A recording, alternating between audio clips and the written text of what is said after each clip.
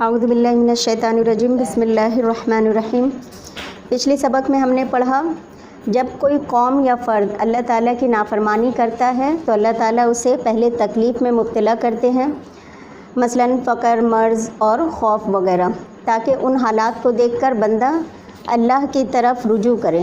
مگر جب ان تمام حالات کو وہ دیکھنے کے باوجود امتحان نہیں سمجھتا اور نہ سمجھنے کی کوشش کرتا ہے تو اللہ تعالیٰ خوب مال کی فراوانی کر دیتے ہیں، مگر پھر یہ شکر نہیں کرتا اور اللہ کی طرف نہیں پلٹتا تو پھر اچانک ایسی زبردست پکڑ آ جاتی ہے جس سے نکلنے کی کوئی سبیل نظر نہیں آتی۔ ہر آدمی پر یہ حال آتا ہے، اس لیے عبرت حاصل کرنی چاہیے۔ آج ہم لوگ آیت نمبر 47 سے لے کر 53 تک کریں گے۔ قُلْ أَرَأَيْتَكُمْ إِنْ أَتَاكُمْ عَذَابُ اللَّهِ بَغْتَةً أَوْ جَهْرَةً هَلْ يُهْلَكُ إِلَّا الْقَوْمُ الظَّالِمُونَ۔ پوچھو، بتاؤ کہ اگر اللہ کا عذاب تم پر بے خبری میں اچانک آ دھمکے یا ڈنکے کی چوٹ پر آئے تو ظالموں کے سوا اور کون ہلاک ہوگا؟ قُلْ أَرَأَيْتَكُمْ، کہہ دیجئے کیا دیکھا تم نے، ان اتاکم عذاب اللہ بغتتاً، اگر آ جائے تمہارے پاس اللہ کا عذاب اچانک، اور جہرتاً یا اعلانیہ، حل یہلک، کیا ہلاک کی جائے گی، الا القوم الظالمون، سوائے ظالم قوم کے، یعنی کوئی اور نہیں ہلاک کی جائے گی۔ یہاں بھی دیکھیے استفہام نفی کے معنی میں ہے، حل بمعنی لا ہے، اس لیے کہ الا آگے آ رہا ہے۔ بغتتاً کا معنی ہوتا ہے اچانک، بغیر اطلاع کے، ایک دم یکا یک۔ اور جہرتاً کا معنی سامنے، یعنی دیکھتے دیکھتے چینجز آتے آتے، یعنی نشانی کے ساتھ، تمہید کے ساتھ، اعلانیہ طور پر یا دن کے وقت، کھلے عام۔ یعنی عذاب جو ہے دونوں طرح سے آ سکتا ہے، انسان کو ہوشیار رہنا چاہیے، دن کو بھی آ سکتا ہے اور رات کو بھی اچانک، اور آہستہ آہستہ بھی آ سکتا ہے۔ بغتتاً یکدم سے مراد ایسا عذاب جس کی علامات پہلے ظاہر نہ ہو، اور جہرتاً سے مراد ایسا عذاب ہے جس کی علامات پہلے سے ظاہر ہونا شروع ہو جائیں۔ سورہ اعراف میں بھی جیسے اللہ تعالیٰ فرماتے ہیں نا کہ کیا بستی والے اس بات سے بے خوف ہو گئے یا بے فکر ہو گئے کہ ہمارا عذاب ان پر رات کے وقت آیا جب کہ وہ سو رہے تھے۔ تو جیسے پریکٹیکلی بھی دیکھیے، جیسے سونامی یا فلڈ وغیرہ یا آ جاتا ہے، یا خطرناک آندھی طوفان، تو یہ سب اللہ کیوں دکھاتے ہیں؟ تاکہ لوگ سمجھیں۔ پھر دیکھیے سیلاب اگر آ جاتا ہے، جیسے بھی پاکستان میں ہی سیلاب آ گیا اور اس پر سے بھی اگر بارش نہ رکے تو کیا حال ہوگا؟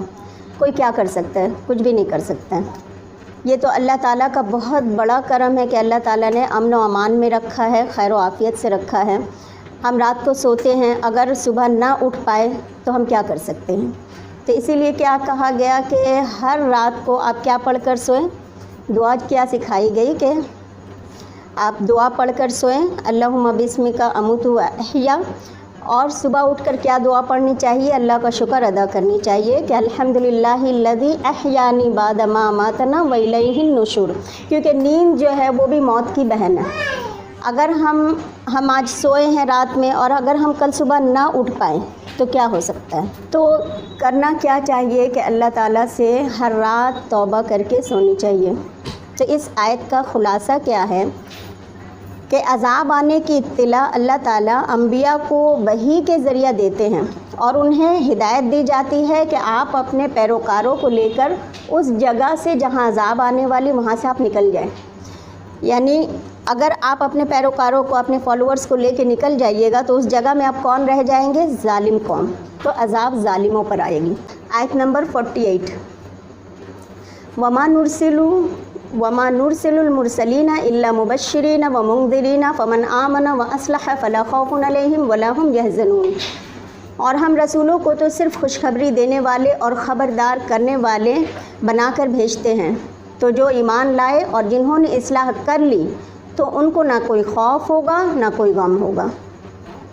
وَمَا نُرْسِلُ الْمُرْسَلِينَ إِلَّا مُبَشِّرِينَ وَمُنذِرِينَ، اور نہیں ہم بھیجتے رسولوں کو، مرسلین مرسل کی جمع ہے، اور نہیں ہم بھیجتے رسولوں کو مگر خوشخبری دینے والے اور ڈرانے والے، یعنی انذار کرنے والے۔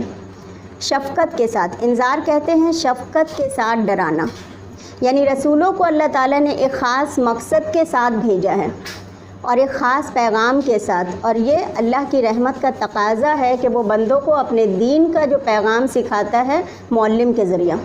تو اللہ تعالیٰ نے اپنی رحمت کی وجہ سے انسانوں کی ہدایت کا بندوبست کیا، کیونکہ انسان کو اللہ نے اپنی ہدایت کے لیے، اپنی عبادت کے لیے پیدا کیا ہے، اور عبادت مخصوص طریقے پر اللہ کی بندگی کرنے کو کہتے ہیں۔ ورشپ کہتے ہیں مخصوص طریقے پر اللہ کی بندگی کو ویسے کرنا جیسے اللہ کے رسول نے بتایا۔ ویسے تو اگر آپ دیکھیے کہ ہر کام جو آپ اللہ کی مرضی جس میں ہے وہ آپ کر رہی ہیں تو وہ عبادت ہے، لیکن ورشپ کا کانسیپٹ کیا ہے کہ مخصوص طریقے پر، اور صرف طریقہ نہیں، اس کی 6 بنیادیں ہیں جن کو ملحوظ رکھنا بہت ضروری ہے عبادت میں۔ نمبر 1 ہے سبب، نمبر 2 ہے جنس، اور نمبر 3 قدر، نمبر 4 کیفیت، نمبر 5 زمان، اور نمبر 6 مکان۔ یعنی عبادت کے لیے یہ شرائط ہیں، جیسے سبب رمضان آ گیا تو یہ کیا ہے؟ ایک ریزن ہے۔ اسی طرح قدر، یعنی اس کا ایک اندازہ ہے کہ وہ 29 دن کا روزہ ہے یا پھر 30 دن کا، پھر اس روزے کی ایک کیفیت ہوگی۔ پھر زمان، ایک وقت ہے، یعنی صبح صادق سے مغرب تک ڈیوریشن۔ پھر اسی طرح کچھ عبادات کے لیے مکان بھی ضرورت ہے۔ مکان کا مطلب کیا ہے؟ یعنی جگہ۔ مثلاً حج ایک مخصوص جگہ پر ہوگی، تو عبادت کس کو کہیں گے؟ مخصوص طریقے پر، مخصوص انداز سے، مخصوص وقت میں یا مخصوص جگہ پر اللہ کی بات ماننا عبادت کہلاتی ہے۔ عبادت من مانے طریقے سے کرنا نہیں ہوتا ہے، جیسے کہ شک کے دن کا روزہ ہے یا عیدین کا روزہ اگر کوئی رکھ لے تو یہ عبادات میں سے نہیں ہوگا۔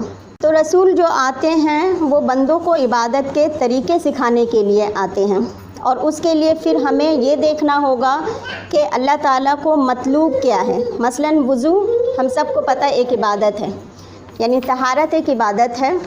وضو کیسے کریں؟ دلیل کے ساتھ پیغمبر نے جو طریقہ بتایا ہے اس کے مطابق ہاتھ منہ دھونا وضو کہلائے گا، اور اگر آپ اس طریقے کے الٹ کرتی ہیں، یا پہلے پیر دھو لیں یا پھر چہرہ دھو لیں اور ہاتھ دھو لیں، تو آپ دھوئیں گی تو سارے اعضاء، لیکن وہ عبادت نہیں کہلائے گی۔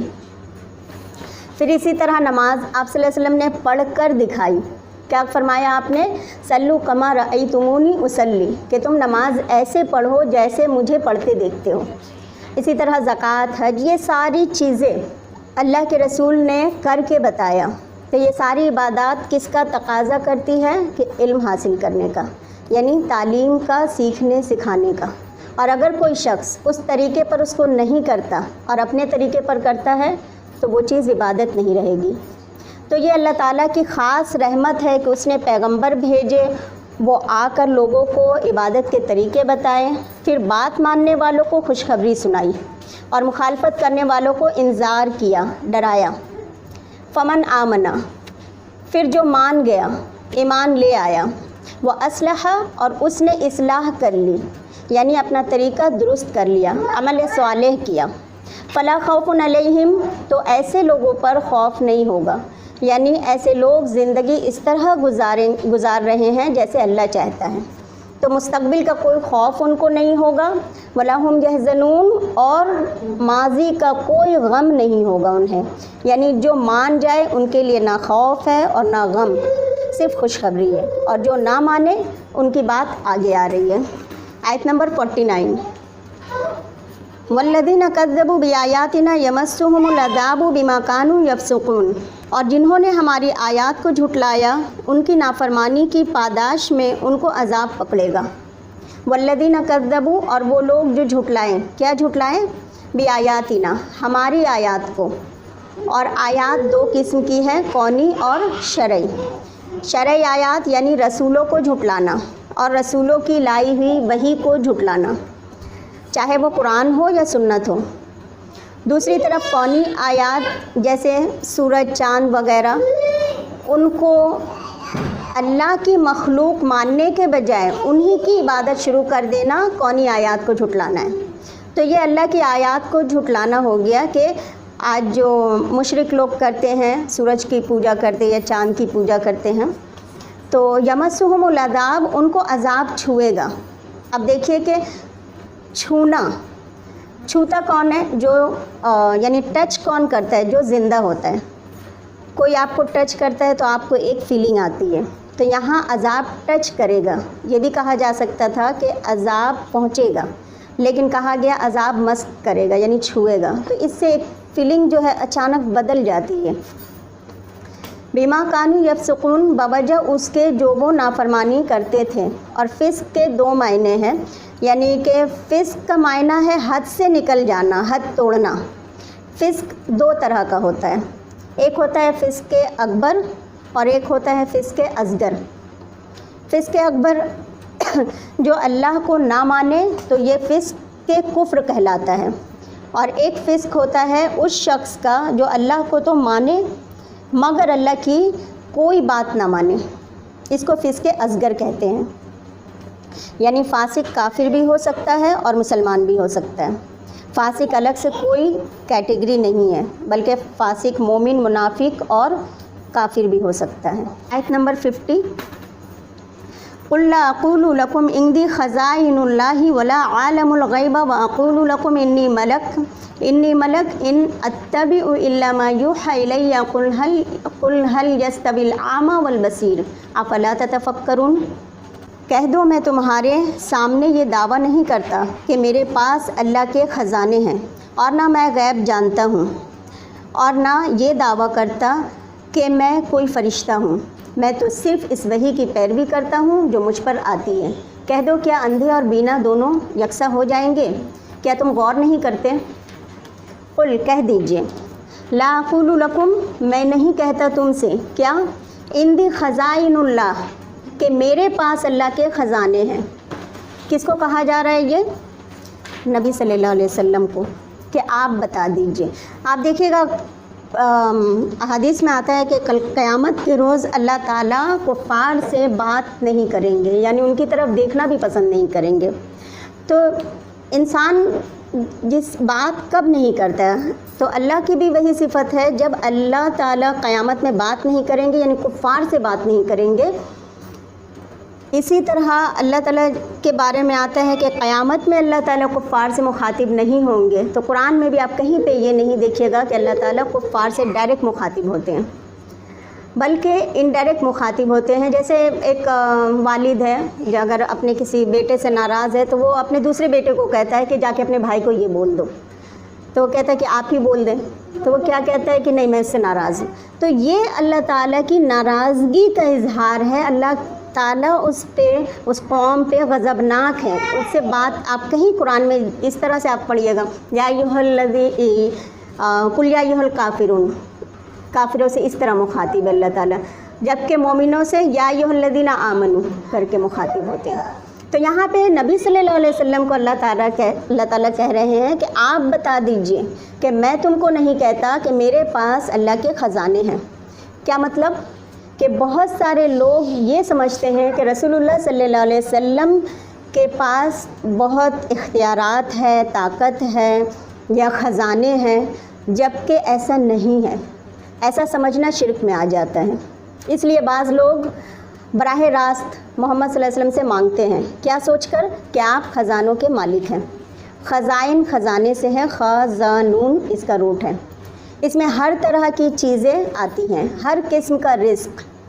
اب آپ دیکھیے کہ اللہ کے رزق کی کنجیاں اگر آپ صلی اللہ علیہ وسلم کے ہاتھ میں ہوتی تو نبی صلی اللہ علیہ وسلم کے بارے میں آتا ہے کہ آپ 2 مہینے آپ کے گھر میں چولہا نہیں جلتا تھا۔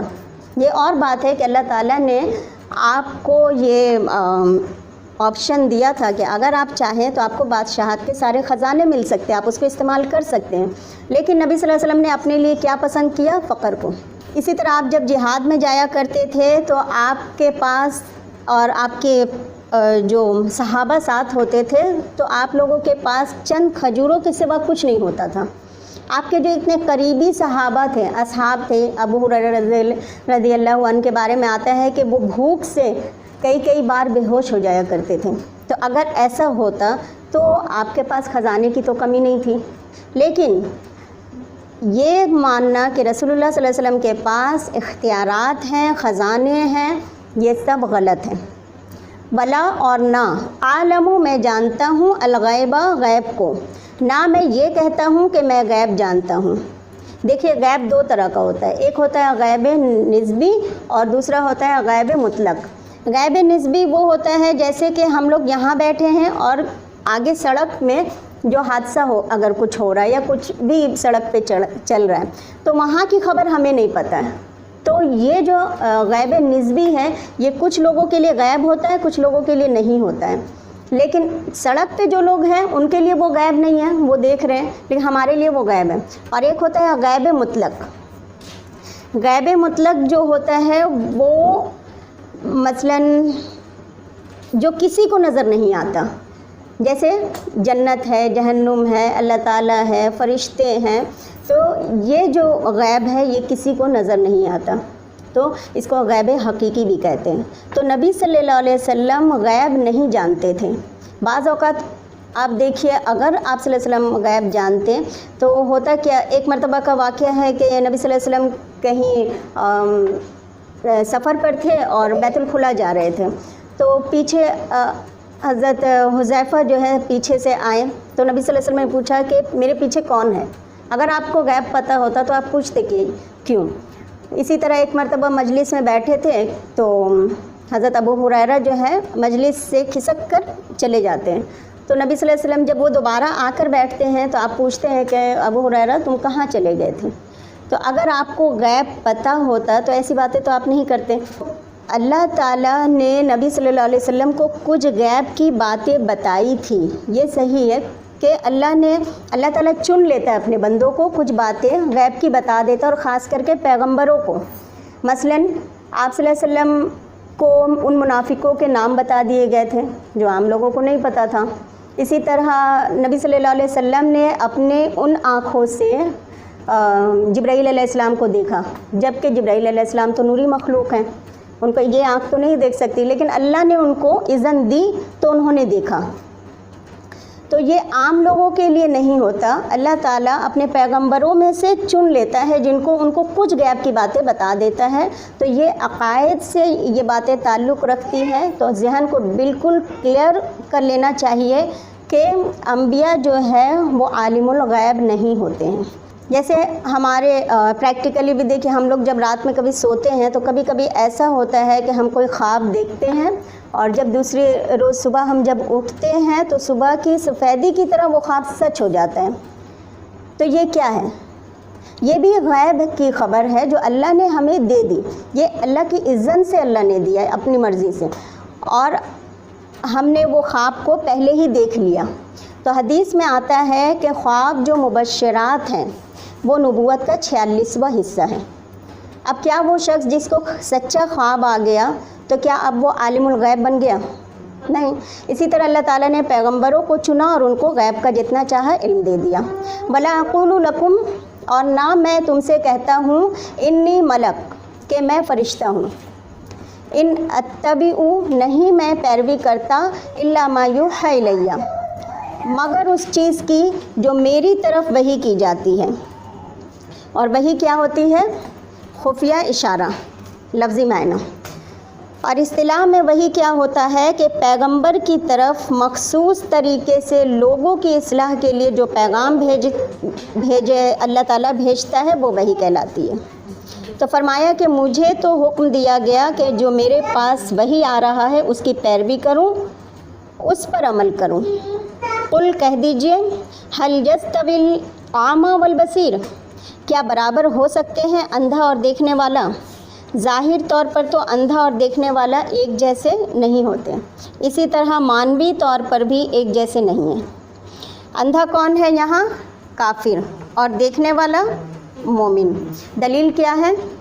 اس سے مراد کافر ہے، اس کی دلیل کیا ہے؟ سورہ بقرہ میں ہم نے پڑھ لیا کہ اللہ نے کیا کہا، صم بکم عمی فہم لا یرجعون، یعنی کہنے کے بعد کہ میرے پاس خزانے نہیں ہے، میں غیب کا علم نہیں رکھتا ہوں، اس کے بعد بھی کوئی تلا رہے اور اس کو نبی صلی اللہ علیہ وسلم کو خزانے کا مالک سمجھے تو وہ پھر ایسے ہی ہے جیسے اسے کچھ دکھائی نہیں دیتا یا سنائی نہیں دیتا۔ اتنے واضح دلائل کے باوجود بھی اگر کوئی نہیں سمجھتا تو پھر قصور کس کا ہے؟ سمجھ کا۔ افلا تتفکرون، کیا پھر تم غور و فکر نہیں کرو گے؟ تتفکرون فکر سے ہے، تو یہاں غور و فکر کرنے کو کہا جا رہا ہے، اور غور و فکر سے کام نہ لینا ناپسندیدہ ہے۔ اور جب انسان قرآن پڑھتا ہے تو اس کے غور و فکر کرنے کا جو انداز ہے، یعنی انسان کے سوچ کا زاویہ بدل جاتا ہے۔ ہر چیز انسان وہ ہے نا کہ کافر کو جتنے بھی لوگ ہیں اللہ نے ایک آنکھ دی ہے، جبکہ ایک مومن کو 2 آنکھیں ہیں۔ کافر کو ایک آنکھ اس لیے ہے کہ وہ صرف دنیا دیکھتا ہے، اور مومن کے پاس 2 آنکھیں ہیں، ایک تو دنیا دیکھتا ہے، دوسری آنکھ سے وہ آخرت کو دیکھتا ہے۔ لیکن یہ آخرت کو، یہ آنکھیں جو ہے جس سے وہ آخرت کو دیکھتا ہے، یہ ایکٹیویٹ کب تک رہتا ہے؟ جب ہم یہ قرآن کا علم حاصل کریں گے، یہ وحی الہی کو ہم پڑھیں گے، تب وہ آنکھیں ایکٹیویٹ ہوتا ہے۔ اگر ہم نے اس کو بند کر دیا تو ہماری بھی بس ایک ہی آنکھ کھلی رہ جائے گی۔ تو اس لیے اللہ تعالیٰ مومن کو بار بار پش کرتے ہیں کہ کیا تم عقل سے کام نہیں لیتے؟ کیا تم غور و فکر نہیں کرتے؟ تم تو دوسروں کی طرح نہیں ہو، کیونکہ اللہ نے آنکھیں دی ہے کس کے لیے؟ تاکہ ہم دیکھیں، کان دیا تاکہ ہم سنیں، اور دل دی تاکہ ہم سوچیں۔ اب اللہ نے آنکھیں دی ہیں ہمیں، لیکن ہم کسی اور کی آنکھوں سے دیکھیں، اور کان اللہ نے ہمیں دی لیکن ہم اس کان سے سنیں نہ، بلکہ کسی اور کے کان سے سنیں۔ یا اللہ نے ہمیں عقل دیا، اس عقل سے سوچنے کے بجائے دوسروں کے عقل سے سوچنا ہم نے شروع کر دیا، تو یہ کیا کہلاتا ہے؟ Blind following. ہاں، اندھی تقلید اسی کو کہتے ہیں۔ تو یہ چیزیں اسلام میں ناپسندیدہ ہے۔ پسندیدہ کیا ہے؟ کہ خود غور و فکر کرو اور اپنے عقل سے سوچو۔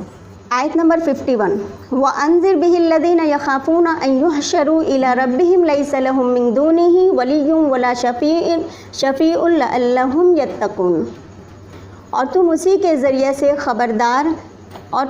ذریعے سے خبردار کرو ان لوگوں کو جو ڈر رکھتے ہیں اس بات کا کہ وہ اپنے رب کے پاس اکٹھے کیے جائیں گے، اس حال میں کہ اس کے سامنے نہ کوئی حامی ہوگا نہ شفیع، تاکہ وہ تقوی اختیار کریں۔ اس آیت کا خلاصہ جو ابھی ہم نے پڑھا کیا نکلا؟ پہلے اس کو سمجھ لیتے ہیں۔ پہلی بات تو یہ نکلی کہ اس بات کا یقین کہ نبی خزانوں کا مالک نہیں ہوتا۔ دوسری بات، نبی غیب نہیں جانتا۔ تیسری بات، نبی فرشتہ نہیں ہوتا، وہ انسان ہوتا ہے، اسے انسانوں کی طرح ضروریات پیش آتے ہیں، انسانوں کی خصوصیت ہوتی ہے، کیونکہ وہ انسانوں کے لیے رہنما بنا کر بھیجے جاتے ہیں۔ اور پھر دیکھنے والا اور اندھا برابر نہیں ہوتا، کافر و مومن، عالم و جاہل، یہ سب ایک جیسے نہیں ہوتے۔ اس آیت میں بتایا جا رہا ہے وَأَنذِرْ بِهِ الَّذِينَ، اور خبردار کرو اس کے ساتھ، کس کے ساتھ؟ قرآن کے ساتھ۔ کس کو؟ الذین، ان لوگوں کو، یخافون، جو ڈرتے ہیں۔ کس بات سے ڈرتے ہیں؟ ان یحشروا، کہ جمع کیے جائیں، اکٹھے کیے جائیں، الی ربہم، اپنے رب کے پاس۔ یعنی جو لوگ حشر سے اپنے رب کی طرف واپس جانے سے ڈرتے ہیں، یہ قرآن ان کو فائدہ دے گا۔ آپ ان کو خبردار کریں، یعنی اس قرآن کے ذریعے ان کو ڈراؤ جو اپنے رب کی طرف واپسی کا خوف رکھتے ہیں، کیونکہ حشر کا خوف ایسی چیز ہے کہ انسان کو انڈیپینڈنٹ بنا دیتی ہے، کیونکہ وہ دن ایسا ہوگا جس دن کوئی کسی کے کام نہیں آئے گا۔ تو جو پیچھے آیا نا کہ افلا تتفکرون، کہ میں غور و فکر کیوں نہ کروں، کیونکہ آپ سوچئے کہ اس دن کوئی چھڑانے والا تو نہیں آئے گا، تو مجھے اپنی عقل سے کام لینی چاہیے۔ تو ایسے لوگوں کو یہ قرآن فائدہ دیتا ہے۔ اور کیا؟ لیس لہم من دونہ ولی ولا شفیع، جن کو اس بات کا یقین ہے کہ اللہ کے سوا نہ کوئی ولی ہے اور نہ شفیع۔ ولی کس کو کہتے ہیں؟ دوست، مددگار کو، اور شفیع سفارشی۔ تو یہاں پہ شفاعت کیا ہوتی ہے؟ شفاعت کا مطلب ہوتا ہے بیچ میں پڑنا، انٹرسیڈ کرنا، یعنی ذریعہ استعمال کرنا۔ جیسے آپ ایک کام کر رہی ہیں، اب آپ سے وہ کام نہیں ہو پا رہا ہے، تو آپ کیا کرتی ہیں؟ کسی اور کو بیچ میں ڈالتی ہیں وہ کام کروانے کو۔ یا فرض کیجئے آپ کسی کو اپنی بات سمجھانا چاہ رہی ہیں اور وہ آپ کی بات نہیں سمجھ رہا ہے، تو آپ کیا کرتی، کسی تیسرے کو لاتی ہیں کہ میری بات اس کو سمجھا دو. تو یہ ہے سفارشی جو آپ کے بہاف میں کام کر رہا ہے، یعنی اس کو آپ کی سفارش کر رہا ہے. تو ہمیں پتہ ہے کہ سفارش کرنا اچھی بات ہے، نیکی کی سفارش کرنا اس میں بہت اجر ہے، اور غلط کام کی سفارش کرنے والا پھر اپنے گناہ بھی بھگتے گا. تو سفارش نیکی کی طرف آگے بڑھنا چاہیے، غلط سفارش کی طرف کبھی نہیں آگے بڑھنا چاہیے. اور شفاء کا لفظی معنی ہوتا ہے دو، یعنی ایک ہوتا ہے وطر، اکیلے کو کہتے ہیں، جیسے انگلش میں کہتے ہیں ایون اینڈ آڈ نمبر جو ہوتے ہیں، جیسے ایک ہوتا ہے آڈ نمبر، دو ہوتا ہے ایون نمبر. اسی طرح شفاعت کی کئی قسمیں ہیں. ایک ہے شفاعت عظمیٰ. شفاعت عظمیٰ کس کو کہتے ہیں؟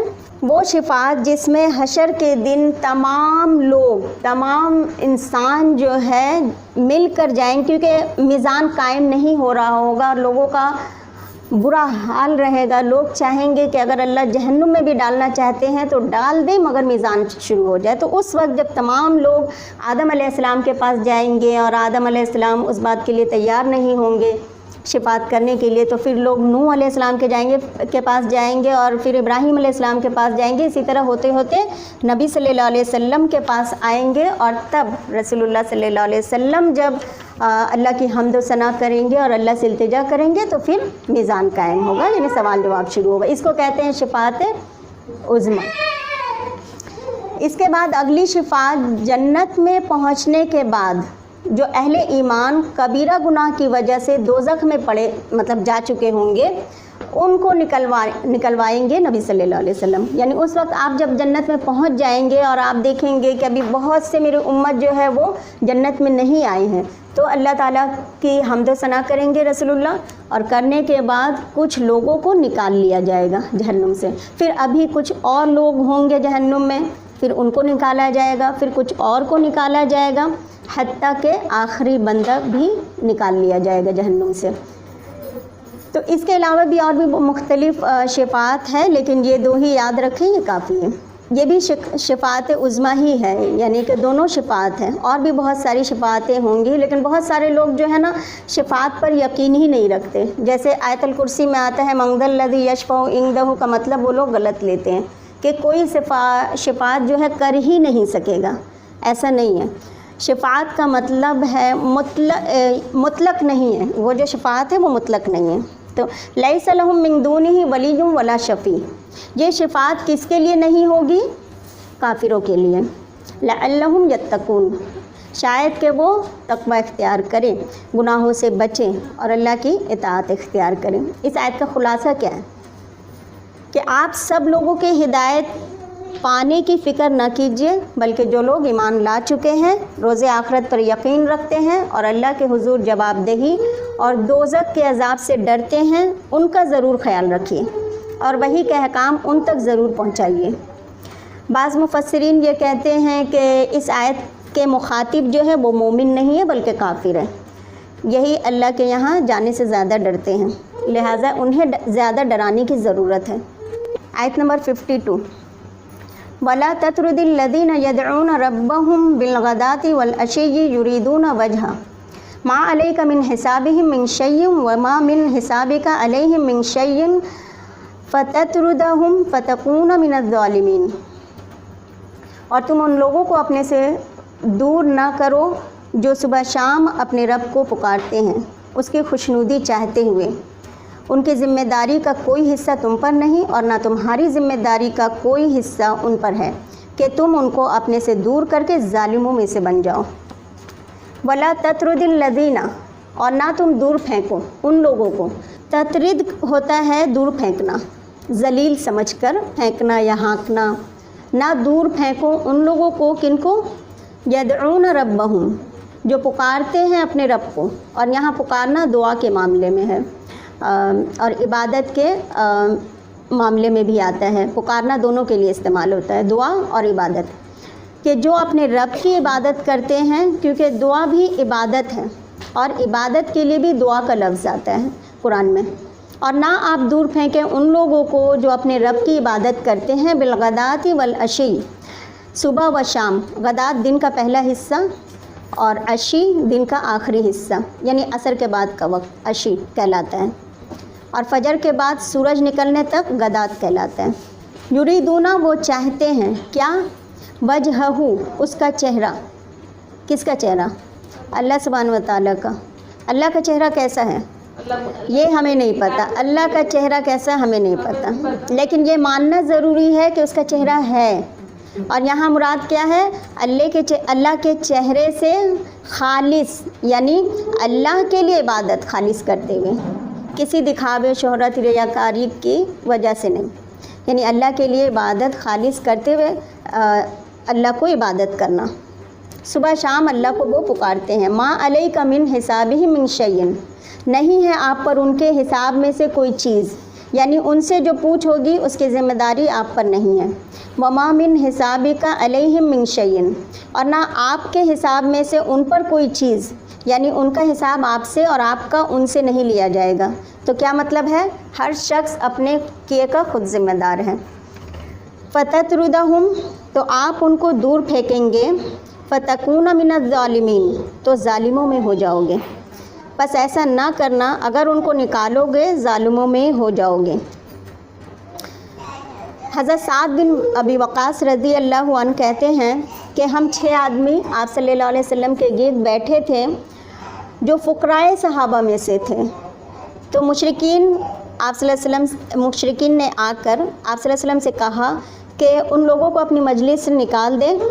جب آپ نے اسلام کی دعوت دی تو ہوا کیا تھا کہ جتنے غریب صحابہ تھے یا جتنے بھی غلام طبقہ کے لوگ تھے، مزدور طبقہ کے لوگ تھے، سب ایمان لے آئے تھے۔ تو سب آگے بڑھے، یہ مزدور طبقہ، غریب طبقہ کے جو لوگ تھے وہ آگے بڑھے اور فتنہ بن گئے، کس کے لیے؟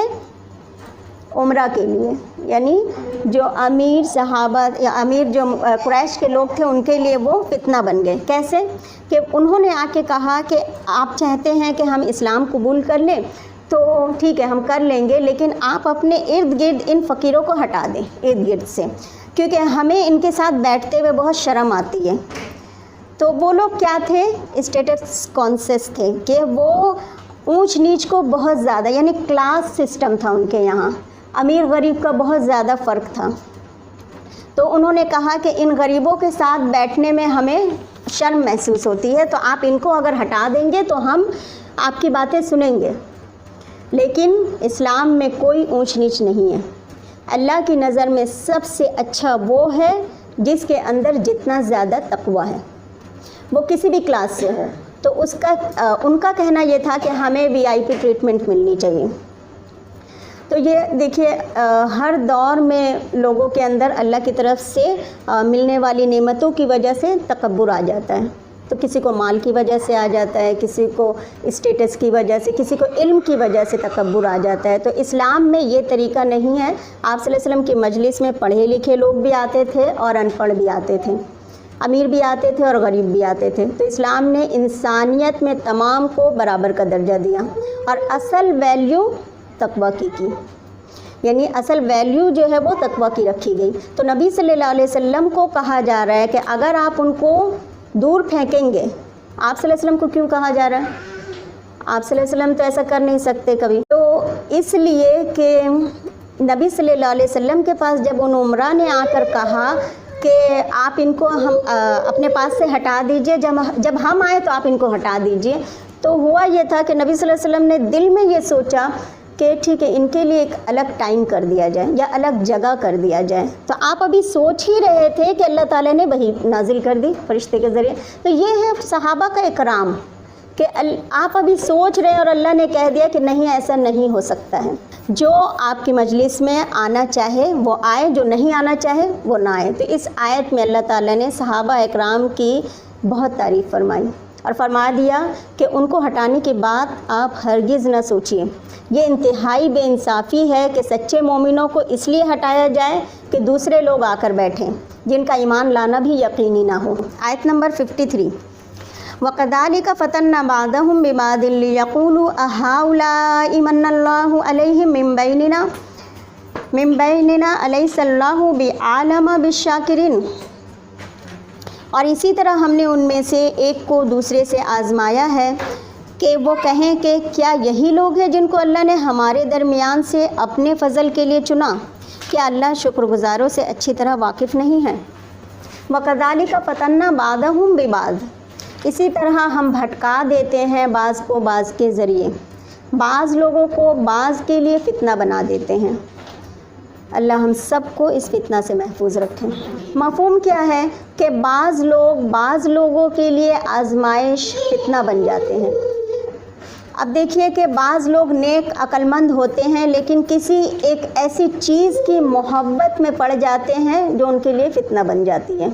مثلا کسی کی محبت کا فتنہ آ جاتا ہے، کوئی محبت میں گرفتار ہو کر، چاہے وہ آل اولاد ہو، بیوی شوہر ہو، تو اس فتنے میں اللہ کو نظر انداز کر دیتے ہیں اس محبت میں۔ تو کسی کے لیے کوئی محبت کا فتنہ بن جاتا ہے، کسی کے لیے دولت فتنہ بن جاتا ہے۔ اور اس آیت کا پچھلی آیت کے کانٹیکسٹ میں کیا ہے کہ یہ غریب مسلمان فتنہ بن گئے تھے، کس کے لیے؟ مکہ کے امیروں کے لیے، یعنی قریش کے مغرور سرداروں کے لیے غریب بےکس اور سچے مسلمان جو ہے آزمائش بن گئے تھے۔ بعضہم ببعض کے الفاظ سے یہ بھی معلوم ہوتا ہے کہ مسلمان کفار کی ایسی حقارت آمیز طعن و تشنیع والی باتوں کو سن کر ان پر صبر کرتے ہیں، اور کس حد تک صبر کرتے ہیں وہ ہم اگلی آیت میں دیکھیں گے۔ لیقولوا، تاکہ وہ کہیں، ہاؤلائی اہاؤلائی، کیا یہ ہیں وہ لوگ، یعنی حقارت سے، من اللہ علیہم، جن پہ اللہ نے احسان کیا، من بیننا، ہمارے درمیان میں سے، یعنی ہم جیسے بڑے بڑوں کو چھوڑ کر اللہ نے ان لوگوں کو چن لیا۔ اگر اس دین میں کوئی خیر ہوتی تو ان کو نہیں، ہمیں چنا جاتا۔ الیس اللہ بعالم بالشاکرین، کیا اللہ شکر کرنے والوں کو خوب نہیں جانتا کہ اللہ تعالیٰ ہدایت کس کو دیتا ہے؟ جو شکر گزار ہوتے ہیں، جو ہدایت چاہتا ہے، جو اللہ کی طرف بڑھنا چاہتا ہے۔ اللہ تعالیٰ یہ نہیں دیکھتے کہ کون کتنی دولت، کتنی اسٹیٹس کا مالک ہے، اس کا کرائٹیریا کیا ہے اللہ کا؟ کس کے دل میں شکر گزاری کتنی زیادہ ہے۔ تو خلاصہ کیا نکلا کہ اللہ کے نزدیک قدردانی ان لوگوں کے لیے جو ایمان والے ہیں، خواہ وہ دنیاوی اعتبار سے کوئی مقام نہ رکھتے ہوں۔ دوسری بات یہ کہ ہدایت کے لیے شکر گزاری ضروری ہے، اسی لیے اللہ تعالیٰ اسی لیے یہ ہے نا قرآن میں کہ لئن شکرتم لأزیدنکم۔ بعض دفعہ ہمیں جو کچھ مل رہا ہوتا ہے ہم اس سے سیٹسفائیڈ نہیں ہوتے، ہم بلکہ چاہتے کہ ہمیں اور سے اور ملے۔ انسان جو ہے چھوٹی چیزوں پر راضی نہیں ہونا چاہتا، تو اللہ تعالیٰ جب انسان کو کوئی چیز دیتا ہے تو وہ یہ دیکھتا ہے کہ وہ اس کو کس دل کے ساتھ قبول کر رہا ہے۔ جب وہ قبول کر لیتا ہے تو اللہ تعالیٰ اگلا راستہ بھی کھول دیتا ہے، پھر اس سے اگلا بھی دیتا ہے اللہ تعالیٰ۔ تو جو اللہ کی خاص نعمت ہے یعنی ہدایت، اس کے لیے ضروری ہے کہ انسان شکر گزار بنا رہے، یعنی چاہے وہ دنیا کی نعمت ہو یا آخرت کی، شکر گزاری ہر حال میں ضروری ہے۔ تو اس سبق میں ساری سبق کا خلاصہ کیا ہوا کہ مشرکین کے مزید 3 سوالوں کے اس میں جواب دیے گئے۔ اگر یہ سچا رسول ہوتا تو کچھ سونے کے کنگن پہنتا، یعنی استعمال کرتا، یا پھر غیب کا علم رکھتا، یا پھر نہ کچھ کھاتا نہ پیتا۔ جواب دیا گیا کہ نہ تو میرے پاس اللہ کے خزانے ہیں، نہ مجھے غیب کا علم ہے، اور نہ ہی میں کوئی فرشتہ ہوں جو نہ کھا سکوں نہ پی سکوں۔ فرمایا گیا کہ انبیاء علیہ السلام کی میت کے مستحق لوگ توحید والے ہوتے ہیں، یعنی بعض سرداروں نے یہ کہا تھا کہ ہم آپ کی بات سننا تو چاہتے ہیں مگر آپ کے پاس یہ غریب اور نیچے درجے کے لوگ بیٹھے ہوتے ہیں، ہم ان کے برابر نہیں بیٹھ سکتے۔ تو اللہ تعالیٰ نے فرمایا کہ خدا کے طالب اگرچہ غریب ہیں مگر ہم انہی کا خیر مقدم کرتے ہیں۔ تو یہ ان آیتوں کا خلاصہ ہوا انشاءاللہ۔